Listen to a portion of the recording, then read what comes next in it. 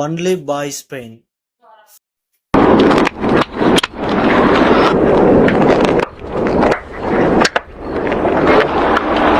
எவ்வளவு உண்மை இல்ல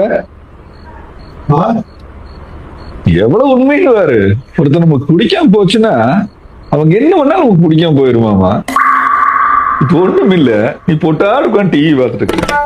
ஆனா உன்னை பார்த்தா எரிச்ச மயிர வருது. ஏன் இப்போ வெடிக்கால வெளியே கிளம்பும் போது உன்னை பார்த்துட்டு போன்னு ஆசைப்பட்ட, நீ பாத்ரூம் இருந்தியாட்டு இருக்குது, உன்னை பார்க்காம போறேன்னு ரொம்ப வருத்தப்பட்ட.